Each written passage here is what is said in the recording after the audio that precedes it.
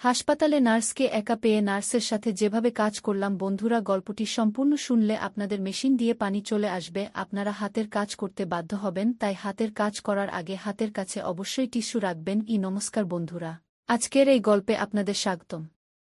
এই গল্পে আমি একটি ছেলের চরিত্রে আপনাদের সামনে হাজির হচ্ছি। আমার নাম নিহার। একদিন আমি ডাক্তারের ক্লিনিকে গিয়েছিলাম, তখন আমার মনে হয়েছিল সবকিছু স্বাভাবিকই হবে। শুধু একটি সাধারণ পরীক্ষা করাতে হবে, আর কিছুই না। কিন্তু যখন নার্স ঘরে এল, তখন সে কিছুক্ষণ ধরে আমাকে মনোযোগ দিয়ে দেখল। তার চোখে একটু অন্যরকম মায়া ছিল। আর যখনই সে আমার দিকে তাকাল, পরিবেশে কিছুটা পরিবর্তন অনুভব করলাম। আমি সেই ঠান্ডা, পরিষ্কার ঘরে বসেছিলাম যেখানে দেয়ালগুলো সাদা রঙের ছিল এবং সবকিছু থেকে ওষুধের হালকা গন্ধ আসছিল। এটা সেই ঘর যেখানে মানুষ সাধারণত তাদের পরীক্ষা করাতে আসে। আমিও শুধু আমার পরীক্ষা করাতে এসেছিলাম, যা আমি অনেক দিন ধরে পেছান দিয়ে আসছিলাম। কিন্তু সেই দিন কিছুটা অন্যরকম লাগছিল। সেই দিন যখন নার্স এল, একদম হাসিমুখে ভঙ্গিতে সে বলল যে ডাক্তার আসা পর্যন্ত আমাকে কিছুক্ষণ অপেক্ষা করতে হবে। আমি বললাম ঠিক আছে। তখন আমি কিছুই আলাদা হওয়ার আশা করিনি। শুধু সেই পুরনো প্রশ্নগুলো, একটি ছোট্ট পরীক্ষা, এবং তারপর আমি আমার পথে। কিন্তু যখন সে কয়েক মিনিট পরে আবার ঘরে এল, তখন আমাদের মধ্যে আচরণে কিছুটা পরিবর্তন এসেছিল। সে যুবতী ছিল, প্রায় 2-5 বছরের কাছাকাছি। তার তীক্ষ্ণ দৃষ্টি এবং মারাত্মক হাসি যা আগে বেশ স্বাভাবিক মনে হয়েছিল, কিন্তু এখন যখন সে এল, তখন সে তার হাতে কাগজের প্রেসক্রিপশন নিয়ে দেখছিল। তার দৃষ্টি আমার উপর আগের চেয়ে বেশি পড়ছিল, যা আমার শরীরে একটু শিহরণ সৃষ্টি করছিল। আমি বিশ্বাস করতে পারছিলাম না যে এটা সত্যি নাকি ভ্রম। যাই হোক, আমার খুব ভালো লাগছিল। তারপর সে আমাকে বলল, আমাদের কিছু পরীক্ষা করতে হবে, আপনি প্রস্তুত? আমি মাথা নাড়লাম। তারপর আমি চেষ্টা করলাম নিজেকে স্বাভাবিক দেখাতে, কিন্তু ঘরে যে অদ্ভুত উত্তেজনা ছিল, তা এখন অনুভব হচ্ছিল। সে আমার কাছে এল এবং বিছানার পাশে দাঁড়াল। আর যখন সে আমার নাড়ি পরীক্ষা করার জন্য হাত বাড়াল, তখন তার আঙ্গুলগুলো হালকাভাবে আমার বাহু স্পর্শ করল। সেই স্পর্শ একদম নির্দোষ ছিল, কিন্তু কিছুক্ষণের জন্য একটু বেশি সময় ধরে থাকল এবং তা আমার ভেতরে এক অদ্ভুত অনুভূতি সৃষ্টি করল। তখন আমি তার দিকে তাকালাম এবং তার চোখে একটু পরিবর্তন দেখলাম, যেন সেও ঠিক সেই অনুভূতি অনুভব করছিল যা আমি করছিলাম। তারপর কিছুক্ষণ পরে সে বলল, ভালো, এখন তোমার প্যান্ট খুলে ফেলো, আমাকে আরও কিছু চেক করতে হবে। তার কণ্ঠস্বর এখনও নিচু ছিল, কিন্তু তাতে কিছু আলাদা ছিল যা আমি বুঝতে পারছিলাম না। আমি এক মুহূর্তের জন্য থমকে গেলাম, কারণ আমি ভাবিনি যে পরীক্ষা এত ব্যক্তিগত হবে। কিন্তু আমি তার কথা মানলাম। ধীরে ধীরে বাটন খুললাম এবং জিপ নিচে করলাম। তারপর আমার হৃদয় দ্রুত স্পন্দিত হতে লাগল, পরীক্ষার কারণে নয়, বরং এই কারণে যে আমি যা অনুভব করছিলাম তা তার দৃষ্টির কারণে ছিল। আর এখনও তার দৃষ্টি আমার উপরই ছিল। আমি তার দেখার ভঙ্গিতে এমন কিছু অনুভব করলাম যা ঘরের পরিবেশকে ভারী করে তুলছিল এবং আমার হৃদস্পন্দন বেড়ে গেল, যা আমি আশা করিনি।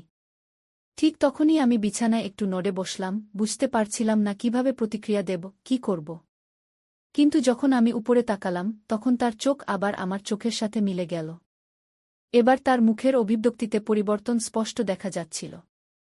সে আমাকে একটু অন্যরকমভাবে দেখছিল, যেন তার আগ্রহ বেড়ে গেছে। আর যখন তার দৃষ্টি আমার কিছুটা খোলা প্যান্টের দিকে গেল, তখন আমার ভেতরে এক শিহরণ বয়ে গেল। ঠিক তখনই তার আঙ্গুলগুলো আবার আমার নাডি হালকাভাবে স্পর্শ করল। সেই স্পর্শ আমার ভেতরে এক উষ্ণতার ঢেউ বয়ে দিল। আমি এখানে চেক করে নিই, সে নিচু স্বরে বলল। এখন তার কণ্ঠস্বর আগের চেয়েও নিচু ছিল এবং তাতে এমন কিছু ছিল যা তাকে আরও আপন করে তুলছিল। বাইরে থেকে সে এখনও পেশাদার ডাক্তারি মনে হচ্ছিল, কিন্তু এখন আমাদের মধ্যে বাতাস যেন অন্য কিছু বলছিল, যেন কিছু অকথিত আমাদের মধ্যে ঝুলেছিল। এখন সে আরও কাছে ঝুঁকল এবং আমি তার উষ্ণ শ্বাস আমার ত্বকে অনুভব করতে লাগলাম, যা হালকা এবং নরম ছিল। তার আঙ্গুলগুলো সতর্কতার সাথে কাজ করছিল, কাপড়গুলোকে ঠিক সেই পরিমাণে সাজিয়ে নিচ্ছিল যাতে সে যা দেখতে চায় তা দেখতে পায়। কিন্তু যখন সে তা করল, তখন তার আঙ্গুলগুলো আমার ত্বকে এমনভাবে স্পর্শ করল যা পুরোপুরি চিকিৎসাগত মনে হচ্ছিল না। তখন আমার শ্বাস রুদ্ধ হয়ে এল, আমার হৃদস্পন্দন বেড়ে গেল এবং আমি নিজেকে শান্ত রাখার চেষ্টা করলাম। কিন্তু প্রতিটি মুহূর্তের সাথে এটি আরও কঠিন হয়ে উঠছিল। তার নিকটতা, তার শরীরের উষ্ণতা, সবকিছু এখন আরও বেশি অনুভব হচ্ছিল এবং আমার ভেতরে এক ধীর আগুন জ্বলতে শুরু করেছিল। তার চোখ আবার আমার চোখের সাথে মিলে গেল এবং কিছুক্ষণের জন্য আমরা দুজনেই কিছু বললাম না। সেই নীরবতায় এমন কিছু ছিল যা বাতাসকে আরও ভারী করে তুলছিল, যেন কোনো প্রশ্ন আমাদের মধ্যে ভাসছিল যা আমরা দুজনেই জিজ্ঞাসা করতে ভয় পাচ্ছিলাম।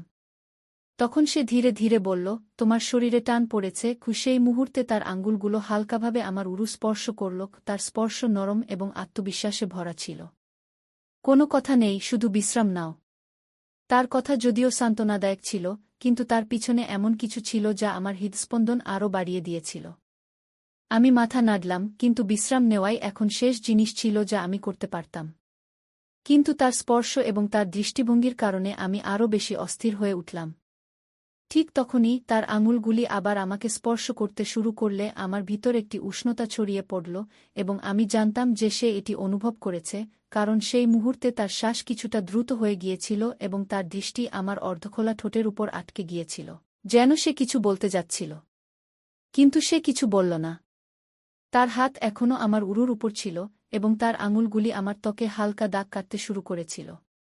আমি শুধু পরীক্ষা করছি, সে ফিসফিস করে বলল, যেন সে নিজের সাথে কথা বলছে বা আমার সাথে, তা স্পষ্ট ছিল না। তার হাত ধীরে ধীরে এগিয়ে চলছিল, কিন্তু সতর্কতার সাথে। কিন্তু এখন তার স্পর্শ সম্পূর্ণরূপে চিকিৎসাগত ছিল না। তার হাতের তালুর উষ্ণতা আমার ত্বকে অনুভূত হচ্ছিল, এবং তার আঙুলগুলি হালকাভাবে আমার আন্ডারওয়্যার এর কাপড়ের উপর দিয়ে স্লাইড করছিল। আমি আমার শ্বাস নিয়ন্ত্রণ করতে পারছিলাম না, এবং তখনই আমার একটি হালকা শ্বাস বেরিয়ে গেল। তারপর আমি অনুভব করলাম যে ঘরটি হঠাৎ করে খুব ছোট, খুব কাছাকাছি মনে হচ্ছে, যেন দেয়ালগুলি আমাদের চারপাশে সংকুচিত হচ্ছে। আমার শ্বাস হালকা হয়ে গিয়েছিল, এবং আমি অনুভব করতে পারছিলাম যে আমাদের মধ্যে উত্তেজনা প্রতি মুহূর্তে আরও ঘন হয়ে উঠছে। সে তার হাত সরায়নি, বরং এখন তার স্পর্শ আরও সাহসী হয়ে উঠেছিল। তার আঙুলগুলি আমার আন্ডারওয়্যার এর কোমরবন্ধনী সামঞ্জস্য করছিল, তার প্রতিটি মুভমেন্টে একটি ধীর এবং নির্দিষ্ট ভঙ্গি ছিল। আমি তার দিকে তাকিয়ে রইলাম, আমার দৃষ্টি তার থেকে সরাতে পারছিলাম না। এবং যখন তার দৃষ্টি আবার আমার চোখের সাথে মিলিত হল, তখন সেখানে কোনো সন্দেহ ছিল না। তার চোখে কান্না ছিল। এটি স্বাভাবিক নয়, সে ধীরে ধীরে বলল, যেন নিজেকে বোঝানোর চেষ্টা করছে। কিন্তু তার হাত থামেনি। তার স্পর্শ এখন আরও আত্মবিশ্বাসী হয়ে উঠেছিল, যেন সে আমার ত্বকের নিচের অংশগুলি ভালোভাবে জানার চেষ্টা করছে। না, আমি কষ্টে ফিসফিস করে বললাম, যা আমাদের মধ্যে বাড়তে থাকা উত্তেজনায় ভরা ছিল। কিছুক্ষণের জন্য আমরা উভয়েই নড়াচড়া করিনি। আমাদের মধ্যে বাতাস ঘন হয়ে উঠেছিল, যা ঘটছিল এবং যা ঘটতে যাচ্ছিল তার চেয়েও ভারী। তারপর, যেন কোনো শব্দ ছাড়াই একটি সিদ্ধান্ত নেওয়া হয়েছিল, সে আরও কাছাকাছি এগিয়ে এল এবং তার ঠোঁট আমার কাছাকাছি নিয়ে এল। এখন আমি তার উষ্ণ শ্বাস আমার ত্বকে অনুভব করতে পারছিলাম, এবং সেই মুহূর্তের অপেক্ষা এখন আর সহ্য হচ্ছিল না। তার হাত আবার নড়ল, এবার আরও দৃঢ়তার সাথে।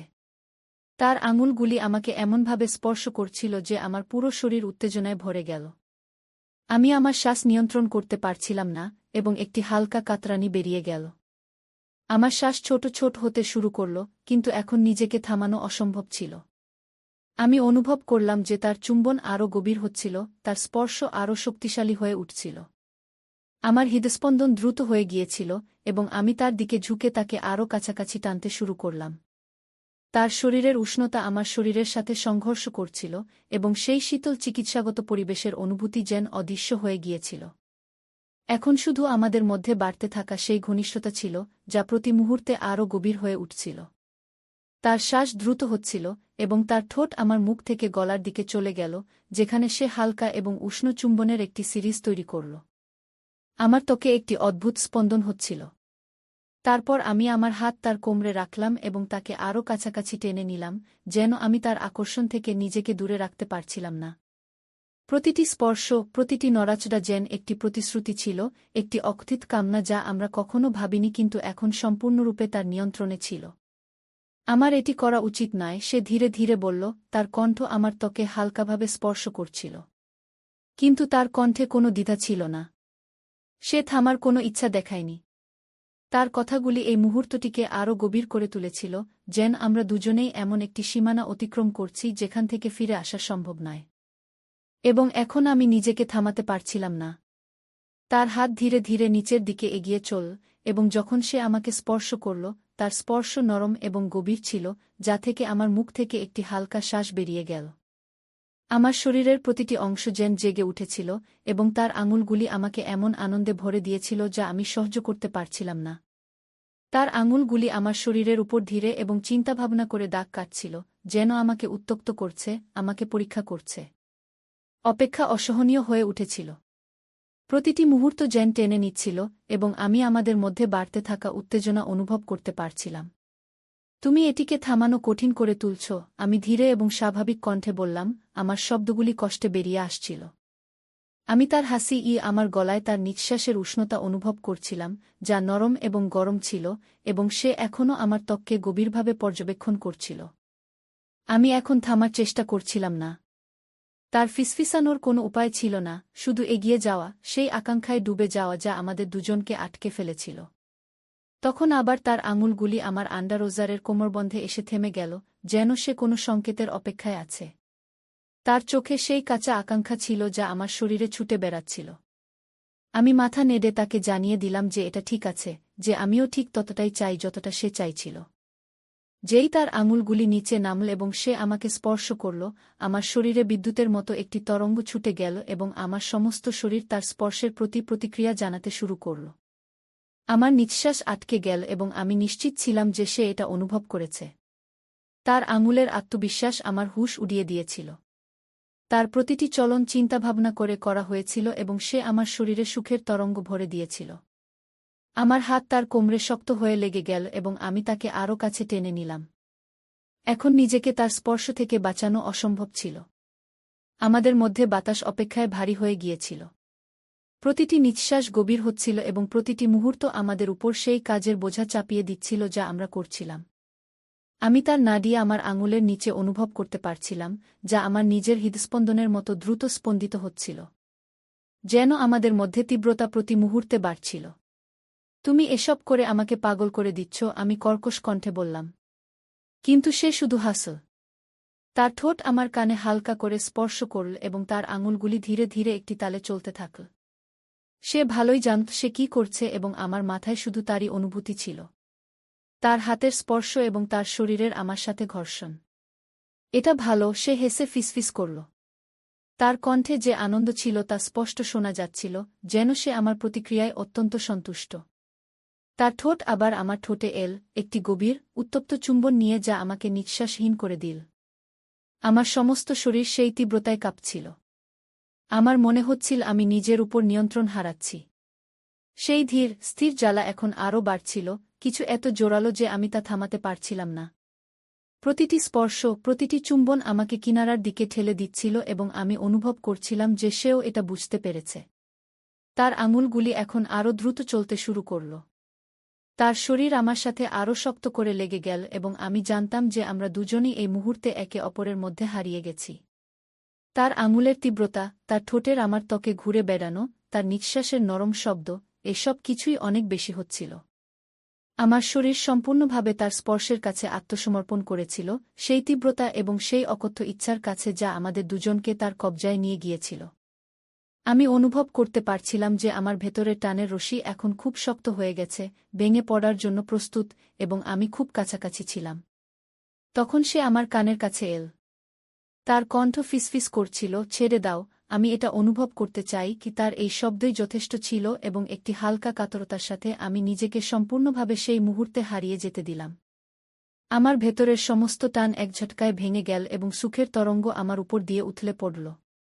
আমার সমস্ত শরীর কাঁপছিল, প্রতিটি পেশি শক্ত হয়ে গিয়েছিল এবং আমি সম্পূর্ণভাবে সেই তীব্রতাকে আমার উপর আধিপত্য বিস্তার করতে দিলাম। আমার নিঃশ্বাস দ্রুত এবং অনিয়মিত হয়ে গিয়েছিল, যেন সেই অনুভূতি আমাকে সম্পূর্ণভাবে ঘিরে ফেলেছে। সে আমাকে তার কাছাকাছি শক্ত করে ধরে রেখেছিল। তার আঙুলগুলি এখনও হালকা করে চলছিল, আমাকে ধীরে ধীরে এই সুখদ অনুভূতি থেকে বের করে আনছিল। তার ঠোঁট আমার গলা, গাল এবং ঠোঁটে নরম চুম্বন দিচ্ছিল। আমি তার গরম, স্থির নিঃশ্বাস অনুভব করতে পারছিলাম যখন সে ধীরে ধীরে আশ্বাসভরা শব্দ বলছিল। তার শরীর আমার সাথে শক্ত করে লেগেছিল, যেন আমরা দুজন একে অপরের মধ্যে মিশে গেছি। সেই মুহূর্তের পরে ঘরে একটি অদ্ভুত নিস্তব্ধতা ছিল। সেই টান এখন অদৃশ্য হয়ে গিয়েছিল এবং তার বদলে আমাদের মধ্যে একটি অকথিত কিন্তু গভীর বোঝাপড়া এসে গিয়েছিল। আমি টেবিলের দিকে পিছনে হেলিয়ে আমার নিঃশ্বাস নিয়ন্ত্রণ করার চেষ্টা করছিলাম যখন সে এখনও কাছে দাঁড়িয়েছিল। তার হাত আমার বুকের উপর হালকা করে ঠেকানো ছিল। তারপর তার চোখ আমার সাথে মিলিত হল এবং তখন সে লজ্জা পেল, যার পরে সে আমার বুককে শক্ত করে চেপে ধরল। বেশ কিছুক্ষণ আমরা দুজনেই কিছু বলিনি। আমাদের মধ্যে নিস্তব্ধতা এখন শান্তিতে ভরা ছিল, সেই গুরুভার অনুভূতিতে যা আমরা এইমাত্র একে অপরের সাথে ভাগ করেছি। আমার এটা করা উচিত ছিল না, সে ধীরে ধীরে বলল, তার কণ্ঠে হালকা দোলা ছিল। কিন্তু আমি মাথা নেড়ে তাকে চুপ করিয়ে দিলাম। তার মুখ হালকা করে স্পর্শ করতে গিয়ে আমার কোনো আফসোস ছিল না। হ্যাঁ, আমি ধীরে ধীরে বললাম, এবং এটি সত্য ছিল। পরিস্থিতি যাই হোক না কেন, যা কিছু ঘটেছিল তাতে আমার কোনো আফসোস ছিল না। সে আমাকে যে অনুভূতি দিয়েছিল তা এমন কিছু ছিল যা আমি কখনই ভুলতে পারব না। তখন তার চোখে নরমতা এলো এবং তার ঠোঁটে একটি হালকা হাসি ফুটে উঠল, যখন সে ধীরে ধীরে আমার ঠোঁটে শেষবারের মতো একটি নরম চুম্বন দিল। তারপর সে হালকা করে হাসল এবং আমরা দুজনেই কিছুক্ষণ একে অপরের দিকে তাকিয়ে রইলাম। ঘরে এখন একটি অদ্ভুত শান্তি ছিল, যেন সবকিছু নিজে নিজেই ঠিক হয়ে গেছে। সে ধীরে ধীরে আমার দিকে হাত বাড়াল এবং আমি তার হাত ধরে ফেললাম। এখন আর কিছু বলার প্রয়োজন ছিল না। এখন আমাদের কি করা উচিত, সে ধীরে ধীরে জিজ্ঞাসা করল, তার কণ্ঠে হালকা চিন্তা ছিল, কিন্তু তার মুখ এখনও শান্ত ছিল। আমি তার দিকে তাকালাম এবং হালকা করে হাসলাম। যাই হোক না কেন, আমরা একে অপরের পাশে থাকতে পারি, আমি বললাম। সে মাথা নাড়ল এবং হাসল, যেন আমার কথা তাকেও স্বস্তি দিয়েছে। তারপর আমরা একে অপরের হাত ধরে ঘর থেকে বেরিয়ে এলাম।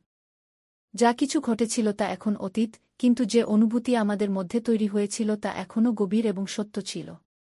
এখন আমরা দুজন একসাথে ছিলাম, এবং এটাই ছিল সবচেয়ে বড় কথা। বাকি জিনিসগুলো সময়ের সাথে সাথে নিজে নিজেই ঠিক হয়ে যাবে। তো বন্ধুরা, এটা ছিল আমাদের আজকের ছোট্ট গল্প। আপনি এই গল্পটি কেমন লাগলো তা কমেন্ট করে অবশ্যই জানাবেন। যদি গল্পটি আপনার ভালো লেগে থাকে, তবে এটি লাইক করুন এবং আপনার বন্ধুদের সাথে শেয়ার করুন। আগামীতেও এমন রোমাঞ্চকর গল্পের জন্য আমাদের চ্যানেলটি সাবস্ক্রাইব করুন এবং বেল আইকন টিপতে ভুলবেন না, যাতে আপনি আমাদের কোনো গল্প মিস না করেন। ধন্যবাদ।